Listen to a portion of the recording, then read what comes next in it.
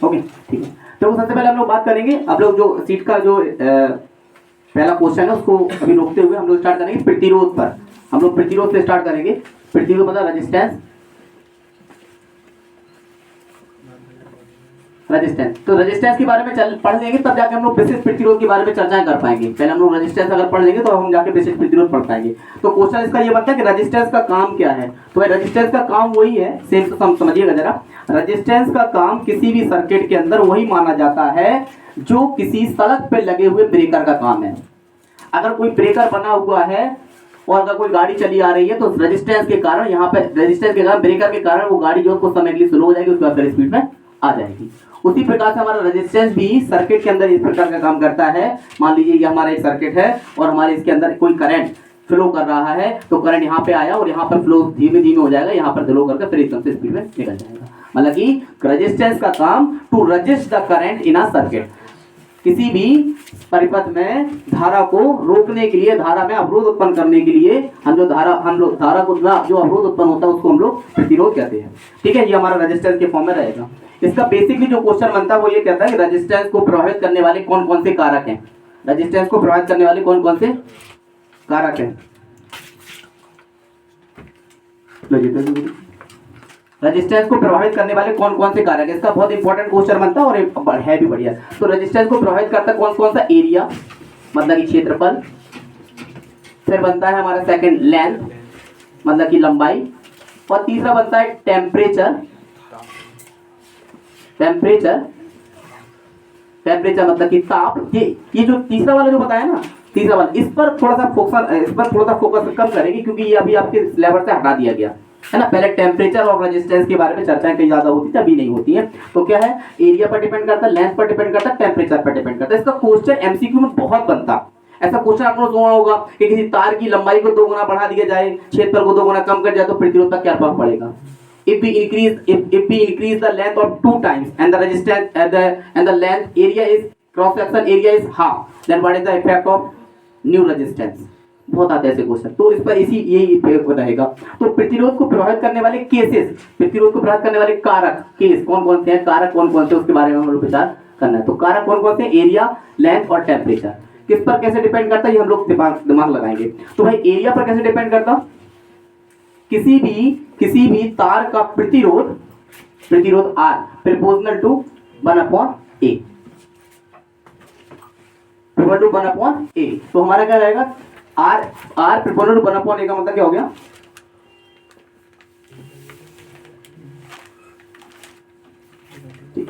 R proportional to 1/A का मतलब क्या हो कि अगर किसी के, अगर उल्टा एंटी प्रोपोर्शनल, क्या मतलब हुआ कि अगर किसी के रेजिस्टेंस को अगर तुम घटाओगे, रेजिस्टेंस का अगर तुम्हारा घटेगा तो प्रतिरोध क्या होगा, बढ़ेगा। और रेजिस्टेंस और एरिया का तुम्हारा बढ़ेगा तो रेजिस्टेंस कैसा होगा, घटेगा, उल्टा काम। और लेंथ का कैसे होता है भैया, लेंथ का होता है R प्रोपोर्शनल टू N, मतलब कि लंबाई बढ़ेगी तो रेजिस्टेंस बढ़ेगा और लंबाई घटेगी तो रेजिस्टेंस घटेगा, ये हमारा काम होता है।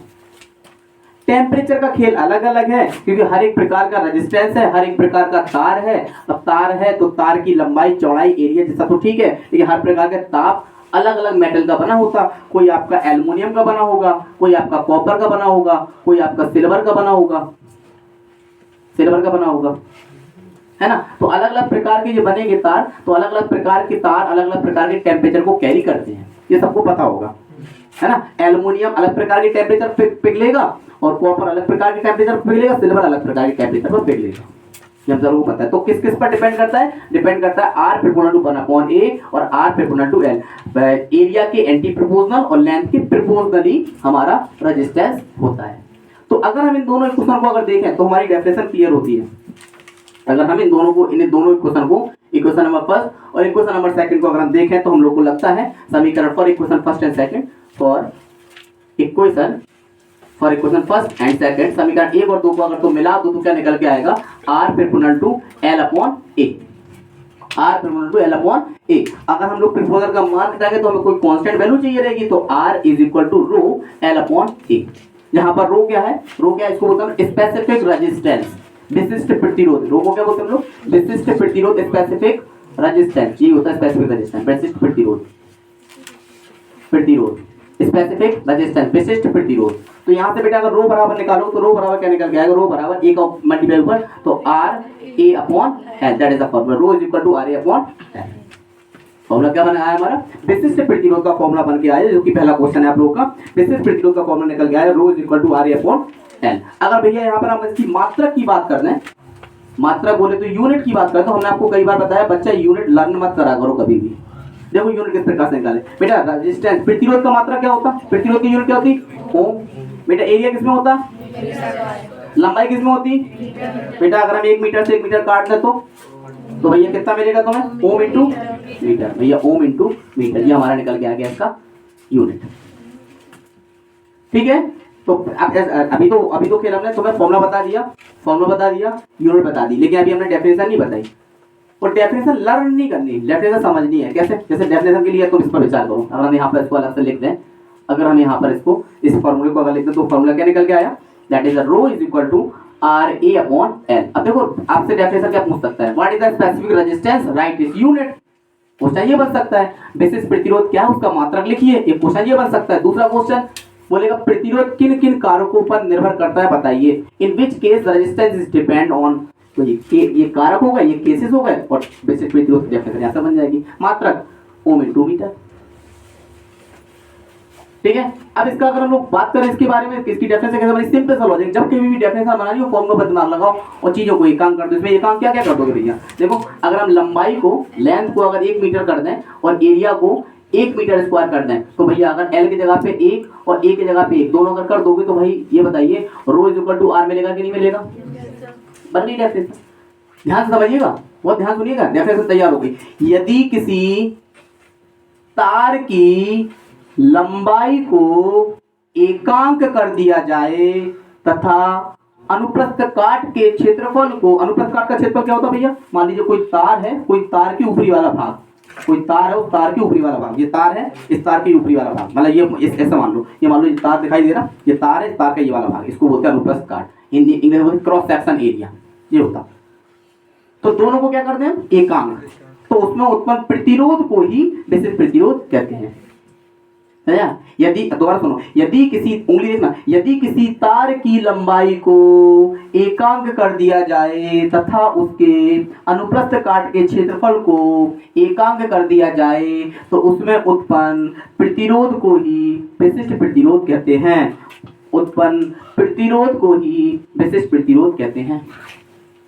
इंग्लिश में when the length of a wire is to be unit and cross section area is to be unit, then the generate resistance is called specific resistance।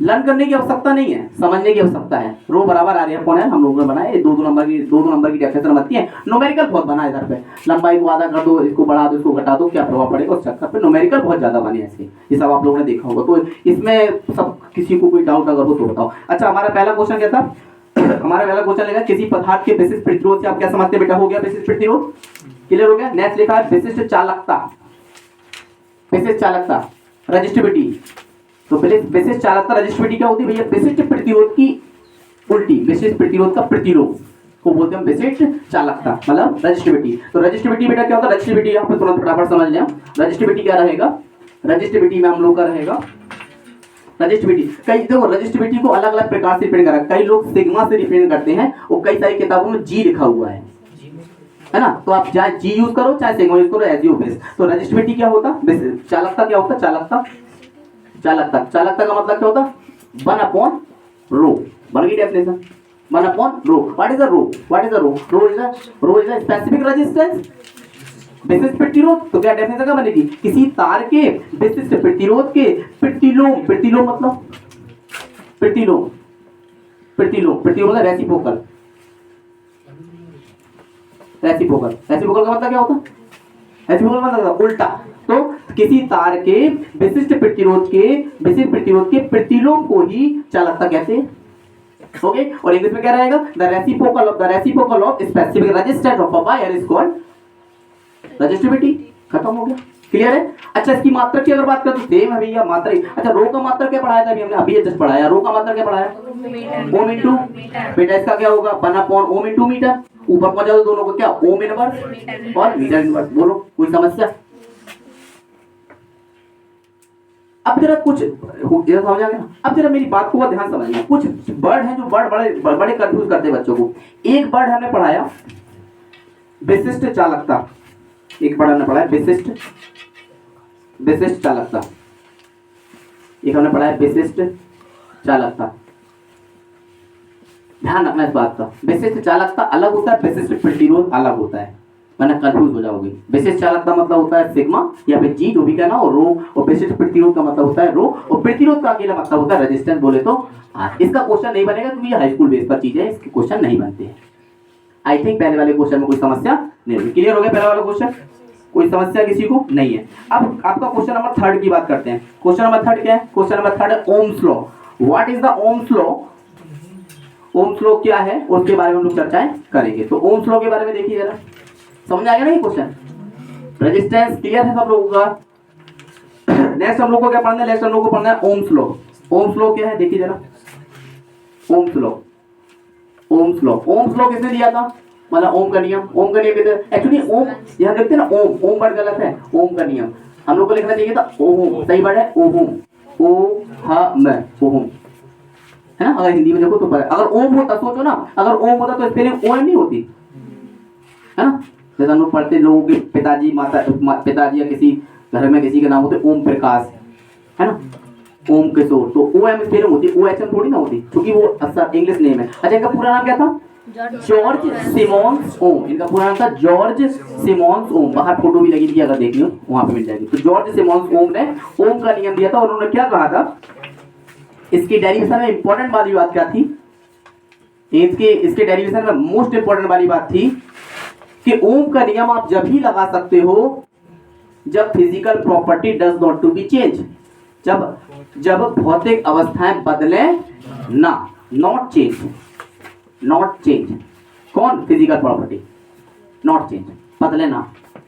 Physical property बोले तो मान लीजिए कोई तार लिया बाबू, मान लीजिए कोई तार लिया, ये मान लो तार लिया हमने, इस तार में जैसे ही तुमने विद्युत धारा प्रवाहित करा, ये जल गया या पिघल कर और बड़ा हो गया या सिकुड़ गया, तो इसके अंदर ओम का नियम लागू नहीं होगा। फिजिकल प्रॉपर्टी मतलब इसकी लंबाई चौड़ाई आकार बदलना नहीं चाहिए, और अगर बदला तो इसका मतलब है इसमें ओम का नियम लागू नहीं होगा। बहुत ध्यान से इस बात को समझिएगा, एग्जाम में बहुत ज्यादा घुमा के क्वेश्चन पूछता है ओम के नियम का, खासकर सीबीएसई बोर्ड। यूपी बोर्ड में फिर भी ठीक है, सीबीएसई बोर्ड बहुत घुमा के पूछता है क्वेश्चन। बहुत ध्यान से बारीक से समझिएगा बात की। ओम्स का नियम क्या है? ओम्स का नियम क्या है कि ओम्स का नियम सुना रहे हैं, सुना, if the physical property of a conduct does not to be change then the flowing current is proportional to the potential. बाद में पॉज करके वीडियो को लिखना हो किसी को तो लिख लेना अपने हिसाब से। डेफिनेशन क्या है? डेफिनेशन दोबारा सुन लो। डेफिनेशन क्या है? If the physical property of a conduct does not to be change then the flowing current is proportional to the potential, हाँ, it is called Ohm's law. Hindi में यदि किसी चालक की भौतिक अवस्थाएं अपरिवर्तित रहें तो चालक में बहने वाली धारा उसके सिरों के विभवांतर के अनुक्रमानुपाती होती है, I प्रोपोर्शनल टू V। और उल्टा कर दो उसका तो क्या आएगा? B proportional to I। Proportional का मान ना कोई एक नियतांक चाहिए, कांस्टेंट बोले तो R, तो B बराबर I इंटू R। जहां पर R क्या है? Where R is a resistance, sorry R is a constant, और इसको बोलते क्या हम लोग? R को रेजिस्टेंस। रेजिस्टेंस मतलब प्रतिरोध। जहां पर R एक नियतांक है जिसे प्रतिरोध कहा जाता है, आपको देख लिया, B बराबर I इंटू R निकल के आ गया।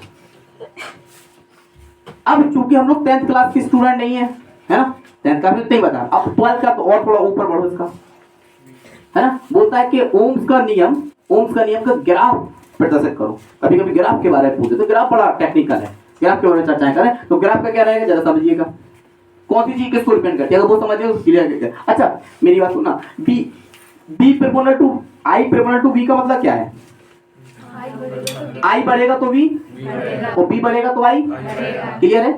दोनों एक दूसरे के प्रोपोर्शनल है, एक बढ़ेगा दूसरा बढ़ेगा, एक घटेगा दूसरा घटेगा। अब थोड़ा टेक्निकल, इसमें कौन सी चीज किसको क्या रिप्रेजेंट करती है भैया, ये बढ़े ये किसको रिप्रेजेंट करता है, ये करता है हमारा V को, ये किसको करता I को। क्या सर यहाँ B हो सकता, हाँ। क्या सर यहाँ I हो सकता, हाँ। आप तो चेंज हो सकते हैं, लेकिन ये B और I है। और जो बीच वाली जो लाइन होती है वो हमेशा R को रिप्रेजेंट करती है, रेजिस्टेंस को। तो ये बन गया आपका ग्राफ। अब ग्राफ में अलग अलग प्रकार के क्वेश्चन पूछ देता हूँ, ग्राफ में अलग अलग टाइप के क्वेश्चन पूछ देगा। ये बन गया R, ये बन गया B, ये बन गया V, ये बन गया I, ये बन गया V, ये बन गया R। That is potential, that is resistance, that is current. ठीक। अब लेकिन समस्या क्या है, समस्या क्या आती है सवाल में, ये तो हो गया जी ग्राफ के बारे में पूछता है कि सही ग्राफ को बताए, तो ये आपका ग्राफ बन गया। ध्यान रखना ग्राफ हमेशा यहीं से स्टार्ट होगा 0 से और ऐसी लाइन से जाएगा। हाँ ऊपर या नीचे हो सकता, कोई समस्या नहीं है। ये जो आपका ग्राफ जो है ऐसा भी हो सकता, ऊपर भी हो सकता है, ऊपर नीचे नीचे नीचे सब कहीं पर भी हो सकता है, फर्क नहीं पड़ता। अब इसका मान लो क्वेश्चन दे दें, तुम्हें हमें बताना जरा इस क्वेश्चन का आंसर। मान लीजिए क्वेश्चन दे दें हम, ये दे दिया हमने I, ये दे दिया हमने V और हमने पॉइंट दे दिए 1 2 3। एक का नाम दे दिया A, एक का नाम दे दिया B, एक का नाम दे दिया C। ठीक। कह रहा है कि बताइए ABC में मैक्सिमम रेजिस्टेंस और मिनिमम रेजिस्टेंस। कभी कभी ये पूछ सकता और कभी कभी ये पूछ सकता कि इसके क्रम बताइए, मतलब किसमें ज्यादा, मतलब बढ़ते से घटता है, घटते से बड़ा क्रम, सबसे ज्यादा फिर कम फिर सबसे कम, ऐसा। तो बताइए भैया मैक्सिमम रेजिस्टेंस और मिनिमम रेजिस्टेंस हम लोग को इसमें निकालना है। ये आपके सामने फिगर दिया रखा। ऐसे सवाल होता है, ऐसे सवाल सीबीएसई में बड़े बनते हैं, यूपी बोर्ड की अपेक्षा कर सीबीएसई में ज्यादा बनते हैं और कॉम्पिटिशन में बहुत ज्यादा बनते हैं। अब आपको साफ साफ फिगर दिखाई दे रहा होगा, ये बी है जाए। अच्छा ये सब चीजें किसको डिपेंड कर रही है, ABC किसको डिपेंड कर रही है, रेजिस्टेंस को। ये भी आर को डिपेंड कर रही है, ये भी आर को डिपेंड कर रही है, ये भी आर को डिपेंड कर रही है। अब बताओ भैया अगर हम आपसे पूछे ABC में कौन सा वाला रहेगा, तो भाई हम आपको बता दे रहे ए मैक्सिमम रहेगा। अगर आप देखो ग्राफ, देखो तैयार कर रहे, ऐसा नहीं कि हवा में बात है, देखो ग्राफ कर है, ड्रॉ कर रहे हैं। ठीक है।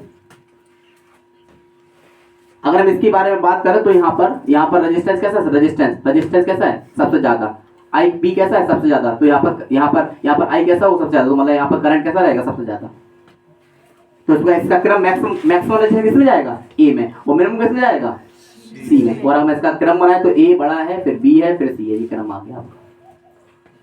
सबसे ज्यादा ए में रहेगा, सबसे कम बी में, सबसे कम सी में। क्यों, क्योंकि जैसे हमने ग्राफ तैयार करा तो हमें समझ में आ रही चीजें। ग्राफ तैयार करा तो ग्राफ में देखा दो चीजें किसकी ज्यादा बढ़ रही, दो चीजें किसकी ज्यादा बढ़ रही, देखो यार दो चीजें किसकी ज्यादा बढ़ रही, तो दो चीजें भाई पहले वाले की बढ़ रही ज्यादा। देखो दूसरे वाले में सी वाले में आर तो ज्यादा है, आई तो ज्यादा है, लेकिन बी देखो बहुत कम है। दूसरे वाले में आर तो बी तो ज्यादा है, बी आर वाला ज्यादा है, आर वाला भी कम है और बी वाला भी कम है, ये तो बेकार है। लास्ट वाले देखो आर भी बहुत ज्यादा, बी भी बहुत ज्यादा, आई देखिए इतना सा है।